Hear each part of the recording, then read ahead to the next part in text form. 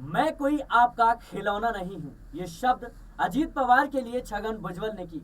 दरअसल महाराष्ट्र में मंत्रिमंडल का विस्तार हो गया, लेकिन कुछ नेताओं को जगह नहीं मिली।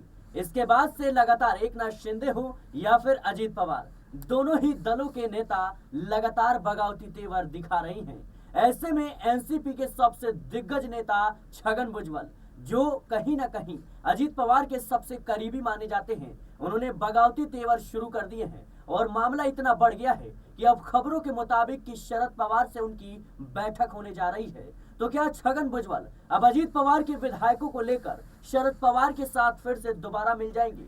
ये वही छगन भुजबल है जो एक वक्त पर जब अजीत पवार ने शरद पवार से बगावत की थी, तो इन्हीं के भरोसे अजीत पवार भारतीय जनता पार्टी को समर्थन देते हैं। इन्हीं के भरोसे आज उनकी पार्टी खड़ी है। लेकिन एकाएक करके कई ऐसे नेता हैं जो इस वक्त अजीत पवार से कहीं ना कहीं बगावत ले बैठे हैं, और ये बगावत क्या भारतीय जनता पार्टी के लिए भी मुश्किलें खड़ी कर देगा? क्या ये बगावत एनसीपी अजीत गुट के लिए भी कहीं ना कहीं एक कड़ा प्रहार साबित होगा? ये तमाम सवाल हैं जो इस वक्त महाराष्ट्र की राजनीति को लेकर उठते हुए नजर आ रही हैं। मेरे साथ मेरे सहयोगी अमन सर मौजूद हैं। सर, जिस तरीके से देखा जाए तो कैबिनेट का विस्तार हो गया और कहीं ना कहीं जो छगन भुजबल है उनको मंत्रिमंडल में जगह नहीं मिली है, और ऐसे में अजीत पवार के लिए कितना बड़ा झटका है। उन्होंने सीधे तौर पर कहा है कि ये मेरे साथ अन्याय है, और इतना ही नहीं, संजय राउत ने भी इनको लेकर बयान दिया। शरद पवार की पार्टी जो एनसीपी है उसकी तरफ से भी बयान दिया गया है कि ये अन्याय है।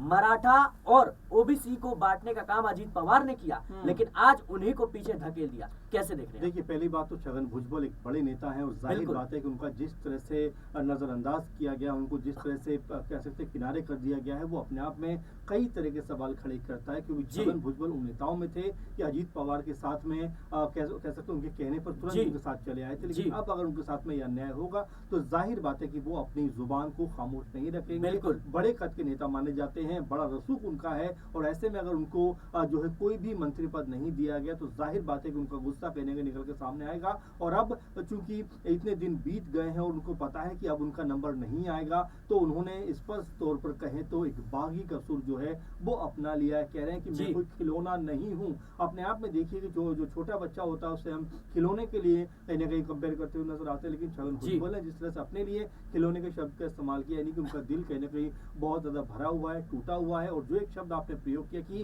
शरद पवार से उनकी मुलाकात हो सकती है, तो जाहिर बात है कि अगर यहाँ ये मुलाकात हो सकती है तो इसमें उनकी घर वापसी होती हुई दिखाई पड़ सकती है। क्या ये एक बड़ा प्रश्न बनता हुआ दिखाई पड़ेगा? क्योंकि अभी अजीत पवार बहुत जोश और खरोश में नजर आ रहे हैं। उनके पास में 40-41 विधायक है, लेकिन इस तरह से अगर विधायक नाराज होंगे तो आखिर में उनकी पार्टी का बंटाधार हो सकता है। जो सर, नरेश भंडारकर जो कह सकते हैं ये भी विधायक है एनसीपी के, नरेश भंडारकर, इन्होंने भी खुले तौर पर बगावत कर दिया और कहा है कि इनका साथ देकर हमने गलती कर दी, इनके समर्थन में आके हमने गलती कर दी। देखिए, बिल्कुल, और जाहिर बात है कि शिंदे गुट के भी बिल्कुल देवेंद्र फडणवीस जो उन्होंने भी इस्तीफा दिया और ये बताया कि भाई उनके साथ अन्याय हुआ है। यहाँ पर अगर बागी सुर लगातार उठेंगे तो ये अजीत पवार के लिए, उनकी पार्टी के लिए, सरकार के लिए बहुत गंभीर विषय हो सकता है। क्योंकि जो लोग मंत्री बने हैं उनको भी आप सिराज देखिए, सिर्फ 2.5 साल का कार्यकाल करने का मौका दिया गया है, तो अपने आप में एक तरीके से समन्वय बैठाने की कोशिश की गई है। और जो खिलौने शब्द का इस्तेमाल किया गया, मुझे ऐसा लगता है कि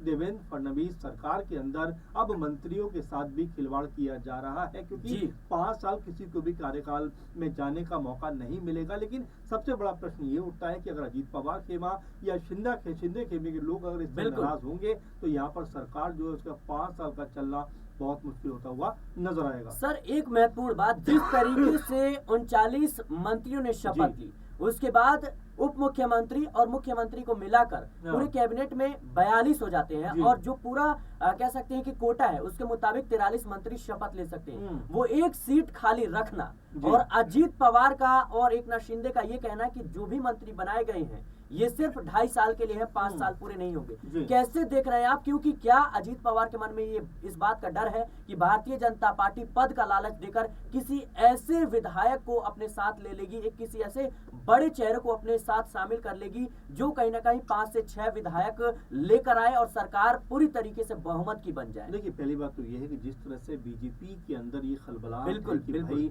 कहीं ऐसा ना हो शिंदे और अजीत पवार आने वाले टाइम में अलग हो जाएं, उससे पहले कहीं ना कहीं अपनी जो नंबर हैं वो इतने बढ़ा लिए जाएं कि अगर वो अलग भी होते हैं तो कम से कम हम सरकार में रहें, सरकार के ऊपर कोई आज नहीं आने पाए। देखिए रामदास अठावले नाराज हो जाते हैं कि भाई मुझे बुलाया नहीं जाता, उनको भी मनाया जाता है। इसी तरह से आप देखिए तमाम जो लोग हैं, चाहे निर्दलीय हैं या और छोटे मोटे दल हैं, उनको बीजेपी मनाकर अपने पास रखना चाहती है। तो ये तमाम जो चीजें नजर आती है कि यहाँ पर बीजेपी के अंदर भी डर है कि भाई अगर शिंदे गुट नाराज हो जाता है, अजीत पवार नाराज हो जाते हैं या उनकी पार्टी के अंदर कोई बड़ी टूट हो जाती है, तो यहाँ उनके लिए स्थिति क्या है, वो लगातार इसको अपने लिए एक माहौल बेहतर करने में लगे हुए हैं कि कम से कम अगर उनकी पार्टी में कोई बगावत होती है, उनकी पार्टी अगर टूट फूट होती है तो उनकी सरकार पर इसका कोई आंच नहीं आनी चाहिए। इसीलिए हर एक कह सकते विधायक की वो निगाह बनाए हुए हर एक विधायक के ऊपर, और यहाँ तक कि जिस तरह शिंदे गुट के अंदर लगातार सिलसिले शुरू हुआ इस्तीफों का, वही अजीत पवार के अंदर भी नजर आ रहा है उनके गुट के अंदर की यहाँ पर भी लोग जो है नाराज होकर पार्टी छोड़ने की बातें कर रहे हैं। तो ये सरकार के लिए कहीं ना कहीं बहुत कह सकते बड़ा झटका हो सकता है, जो देवेंद्र फडणवीस इस उम्मीद में है कि भाई 5 साल तक मुख्यमंत्री वो बने रहेंगे, लेकिन अगर ये स्थिति अभी से बन रही है तो उनका मुख्यमंत्री 5 साल तक बने रहने का सपना भी टूटता हुआ दिखाई पड़ेगा। जी बिल्कुल दर्शकों, इस वक्त लगातार सवाल जो है एनसीपी, अजीत पवार और एकनाथ शिंदे की शिवसेना को लेकर बने हुए हैं, क्योंकि जिस तरीके से मंत्रिमंडल का विस्तार होने जा रहा है और हो गया है, और ऐसे में कहीं ना कहीं जो तमाम नेता है वो बगावती तेवर दिखा रही हैं, और शरद पवार गुट का इस तरीके से बयान देना कि हम उनके स्वागत के लिए तैयार हैं, वो हमारे साथ आए और काम कर सकते हैं। संजय राउत का कहना कि वो जहां चाहे जहां जा सकते हैं, हमारे साथ आएंगे, हम भी स्वागत के लिए तैयार हैं। तो क्या छगन भुजबल अब कई विधायकों के साथ शरद पवार या फिर उद्धव ठाकरे के साथ जाएंगे? और कहीं ना कहीं अजीत पवार के लिए क्या ये बुरी खबर होगी? क्या अजीत पवार की जो एनसीपी है, जो उभरने का प्रयास कर रही है, क्या उभरने से पहले ही डूब जाएगी? ये इसलिए सवाल बन रहा है क्योंकि कई नेताओं ने अजीत पवार को खुलेआम चेतावनी देनी शुरू कर दी है, खुलेआम बगावती तेवर दिखा रही हैं। ऐसे में देखना होगा कि आने वाले समय में महाराष्ट्र की राजनीति में अजीत पवार का अस्तित्व रहता है या फिर नहीं रहता है, या फिर से एक बार शरद पवार का सिक्का चलता हुआ नजर आएगा। फिलहाल आपकी क्या कुछ राय है, हमें कमेंट बॉक्स में जरूर बताएं। देश और दुनिया की तमाम खबरों के लिए बने रहें नेक्स्ट टाइम पॉलिटिकल बाइट।